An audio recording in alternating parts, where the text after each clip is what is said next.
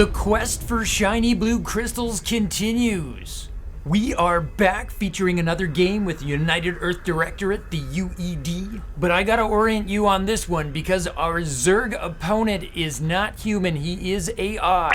Not funky and cool AI Arena AI, but old-fashioned Blizzard AI. Now it's listed as Cheater 1 Insane, but that's a bit confusing because Insane AI is Cheater 3. So as I look at this, I'm not entirely sure if I'm seeing Cheater Level 1 Vision or Cheater Level 3 Insane. If you're not familiar with how this works, when the AI gets to this high level, they just start cheating. They get minerals faster and they kind of map hack and have total vision. So let's introduce our human player. His acumen is most high because he's Akuman. His opponent grew up in a cold, hard world of silicone. He never went to kindergarten where he learned to play fair. And the whole experience kind of drove him nuts. And that's how he became Cheater Insane. Now I think the point of this is that Akuman doesn't care if the CPU can see him. Because the computer has no idea what the UED is. I mean, sure, he can map hack and see his units, but he doesn't know what they do. It's still some advantage, you know when you're being attacked. You can see if there's a proxy or your opponent is expanding.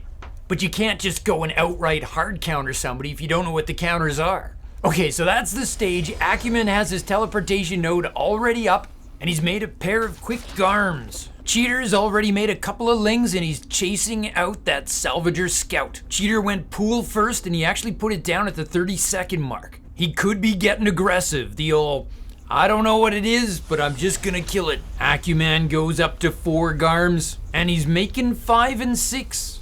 He is also gonna be aggressive. He's adding a second teleportation node already. But unlike the Zerg, he is not expanded. He's one basing right now. Quick Baneling nest for the Zerg. Wouldn't it be awesome if we got to see Garms versus Banelings? Who blows up who, and does it ultimately even matter? I guess it could, because Banelings cost gas, Garms do not. Just 50 minerals for that Garm. It's 25-25 for a Baneling, but you also need the 25 minerals for the Zergling in the first place. These Garms, though, do not explode. They don't have Icarus Catalyst yet. There is a Tactics Academy going up, and that's often what it's for. Akuman, making Garms 4 at a time. There's the burrowing charge. Oh, he's gonna see those Banelings trying to morph in. Free hits, it's even better than free ice cream. But those Banelings are just about done. He's gonna need to pull back here. He does. Those are slow Banes. I wonder if he could kite them. It looked like it took 2 Banelings to take out 4 Garms. And the remaining 2 are badly injured, but they got better speed and they got better range. Zerglings coming to help, but they do not have Ling speed yet. They have not had their morning metabolic boost. Akuman teleporting in his replacement Garms. I don't think Cheater knows what he's about to walk into here. But the problem for Akuman is that he's still on one base. If he plans to trade units, he's gonna have to be very efficient about it. Oh, not a bad start here. He's got his kiting going on. He's really making Cheater pay for the lack of speed upgrades. Though you do need a lair before you can get centrifugal hooks and get your Banelings really rolling. Oh, Garm blows apart there, but that was not a damaging explosion. That was just an effect. But as soon as I say that, we do see the research of Icarus Catalyst. That's how you get your Garms to explode. It's almost as though Cheater knows it. He's pulling back. He puts a halt to his counter-strike. But there is no sign of a shift in strategy by Cheater AI. He's still making Lings and Banes. What he's not making is Queens. He's only got a single Queen on the board. That is not good. These days, the Queen is like the centerpiece of the Zerg army. Or at least its economy and defense. And Akuman actually has a worker lead. He's down on army, but he's gotta like his composition. Unless and until his opponent gets speed, he's kinda got a form of quasi-map control. And look at this, he's gonna expand. He's not gonna one-base this. Ah, there we go, Baneling Nest goes down for the Zerg. Roaches should be really good against the Garms. Oh, look at this little drama here. Oh, let's call that big drama. Everybody blew up there. It looks like Akuman's winning on resources lost, but he doesn't have much of an army right now. And I think this Garm strategy is gonna get stale once the roaches start coming. I feel like a roach is gonna tank the explosion quite well. And Cheater's using that opportunity to get his lair going.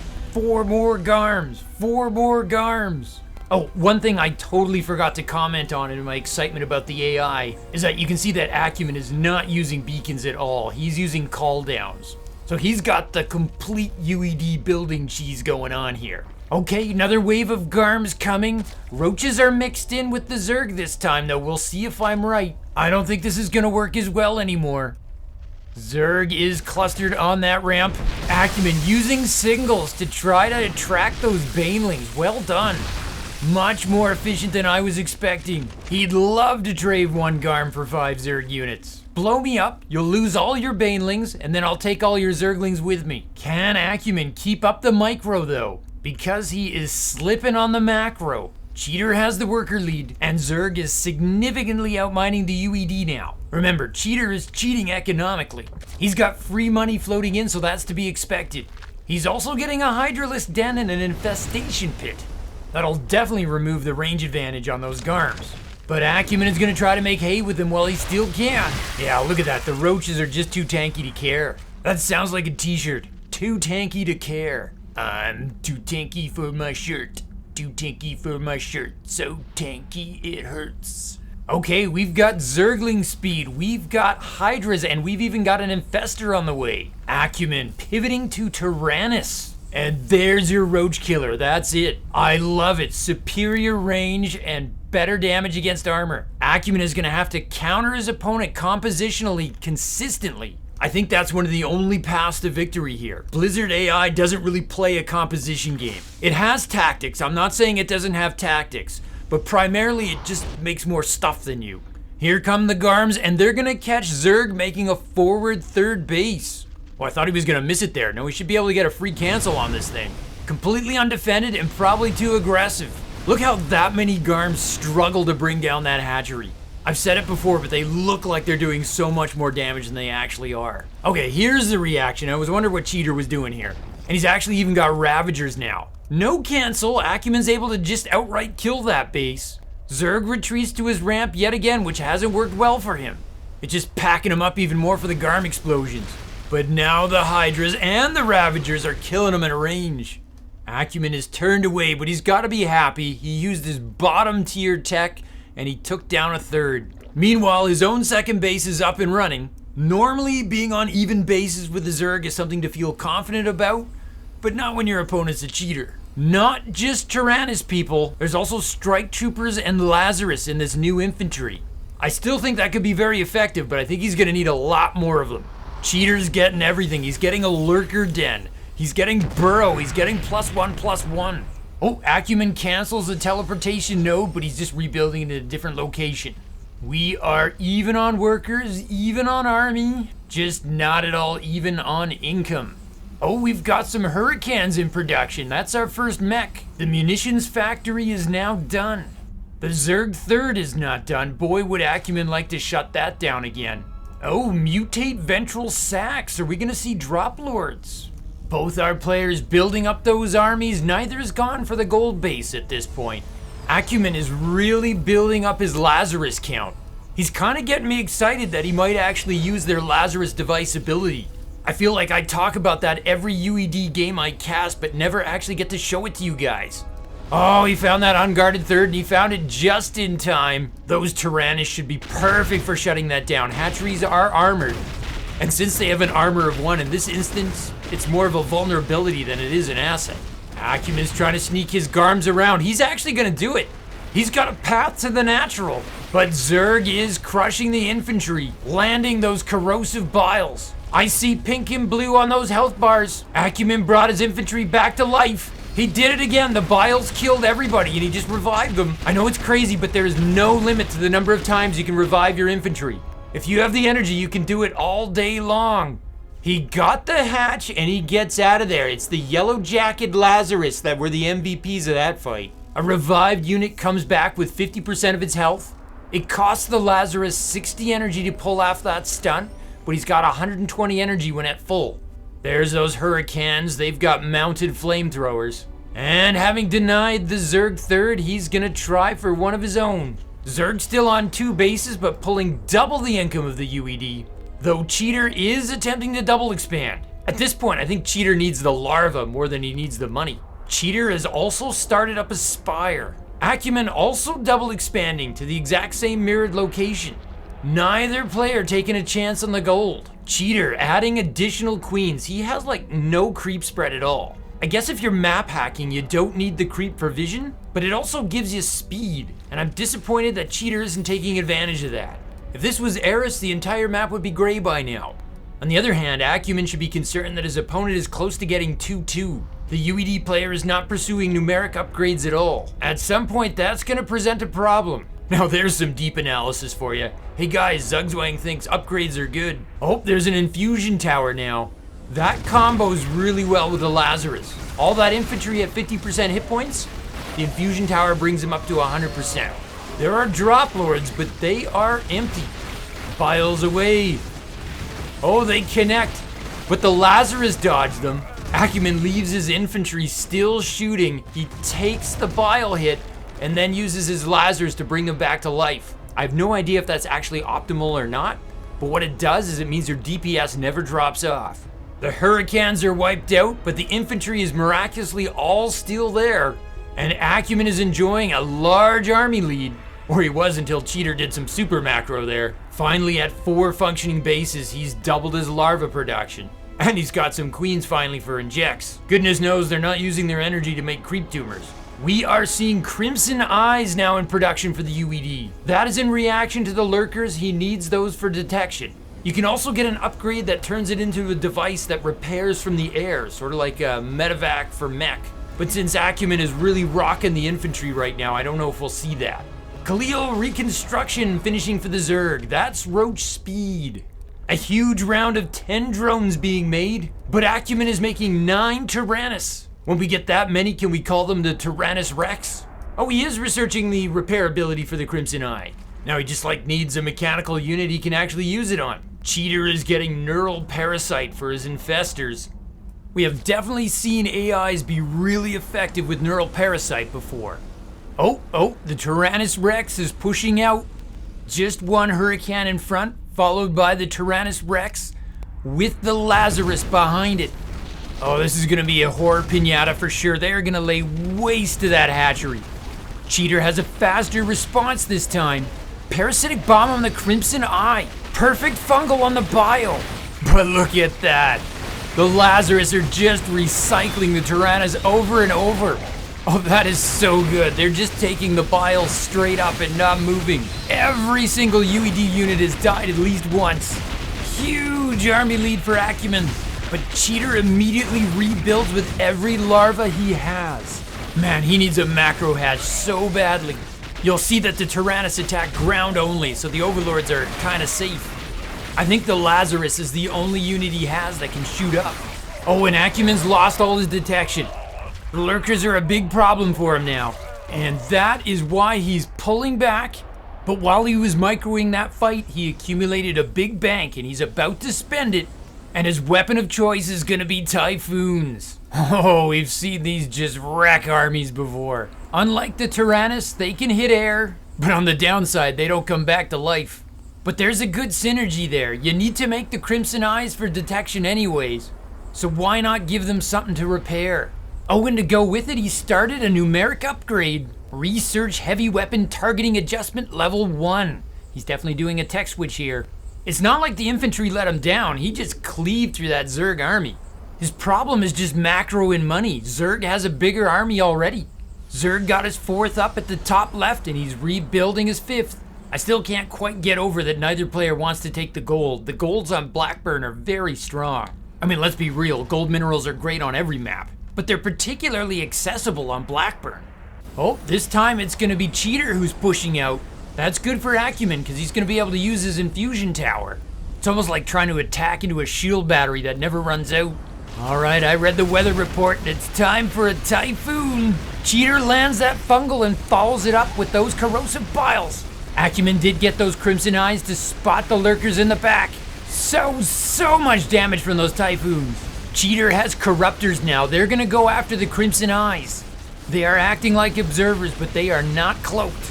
Akuman's gonna need the typhoons to deal with those corruptors, but he is running out of typhoons. Akuman trying to reinforce with Napoleons now. Those are those white tanks, very versatile, bonus damage against both light and armored. The lurkers are not quite in range of the operations headquarters, but Cheater is controlling that space. Akuman upgrading his arsenals into turrets. He needs to stall long enough for that to finish. Zerg pushing in. Turrets arrive. They are suppression turrets. That's ground only, but they are also detectors, which means they can hit those lurkers. And the Napoleons are gonna use that vision to dislodge those lurkers. Unfortunately, not before the operation headquarters falls. That's gonna make it 5 bases to 3. Cheater pulling in over 5,000 minerals a minute at this point. The production tab tells the story. Zerg is making everything right now. And that includes a gold base. Neural parasites and fungals on the Napoleons. They've got 220 hit points though. They don't fall lightly. Somehow, Akuman has persuaded Cheater to pull back. Akuman decides this calls for even bigger tanks. He's going for Citadels. No, that's not the Chiron Nexus. The Citadel AAT is the UED's endgame top tier tank weapon. And he's gonna need him because Cheater has already remaxed. I know it's not fair, but you know what they say, once a cheater, always a cheater. I don't know if I've ever seen anybody make Napoleons and Citadels at the same time. The units look very similar and it's kind of easy to confuse the two. They're both white tanks, but they do different things. Akuman's gonna need to get himself another base pretty soon. That or throw everything into one mammoth push and hope he does enough damage. Cheater's just building a bank and doing it at an incredible rate. He is now officially mining gold. That's right, Kanye. Zerg is not just a cheater, he's a gold digger. Oh, those tanks chickened out. I think he wants to wait to get some crimson eyes. He's worried he's gonna roll into some lurkers, which actually aren't there at the moment. But since Cheater's made a couple of every single unit, he's probably got some. Actually, we haven't seen any ultras. Oh, Zerg's mineral bank crosses the 4,000 mark. And now he's got the larva that he can spend it, so he can do a total remax. Akuman now faces the prospect that he's got to wipe out the Zerg army twice. Oh, he's got some Garms going on a little raid here. Maybe he can sneak into a mineral line and blow up some drones. Nope. Cheater's been making spines. Zerg has +3 missile and +3 armor. And he's decided it's time to attack. He goes right through the choke. Baneling's trying to get in at those turrets. Fungals on the tanks, are there neurals? Yes, there are. Infestors being so difficult to deal with. The Zerg wave is just rolling over the UED. And Akuman taps out.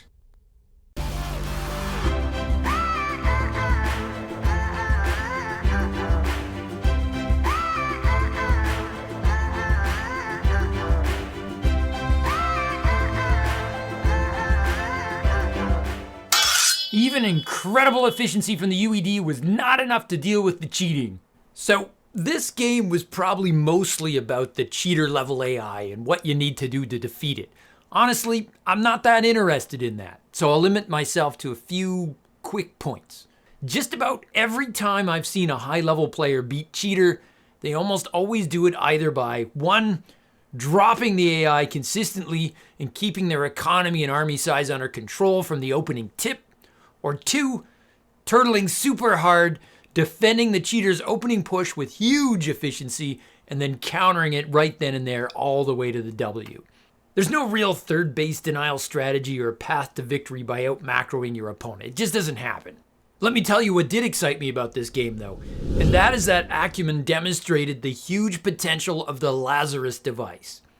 It's a spell that's so good that I think I told you once before that one of our local experts, Shazunk, has decided not to use it at all. How it works is any unit that's in the radius of effect with the incapacitated condition instantly comes back at 50% of its health. It costs 60 energy to pull that off, but if your Lazarus is at full, he can do it twice. And the truly awesome part is, there is no limit to the number of times you can be revived. What you do is you get a nice blob of bio, and if you have enough Lazarus with energy built up sitting behind them, you can just keep spamming Lazarus device and your bio never misses a beat. They die, they live, they kill your opponent. Rinse and repeat. The counter has to be to take out the Lazaruses first. Something that Cheater was never going to figure out. EMP, Storm, something with range that you can target with, or maybe like a Ling surround where you get a position and strike from the rear. People are going to have to talk about how we counter it. Anyways, I will also leave you with some shots of Banelings versus Garms. I really do think Garms have the potential to come out on top here. I think if you play Zerg against the UED, you skip the Banes and go for Roaches in the early game. Anyways, not to overhype it, but I'm hoping next week to cast a matchup we've never managed to have on this channel before. Don't want you to miss it, so keep an eye out. Look out for that red versus symbol, kind of like you would look for a hidden Widow mine. Hope you all had a great summer. Can't believe it's September already, so let me just say, from my base to yours, Zugzwang out. To continue your Starcraft journey, Nova advises you to click the video in the upper rectangle. But Kerrigan warns you to watch your 6 and click the video in the bottom rectangle. Or you can stimpack your Starcraft experience. Subscribe to Zugzwang Starcraft. Just hit the circle. From my base to yours, Zugzwang out.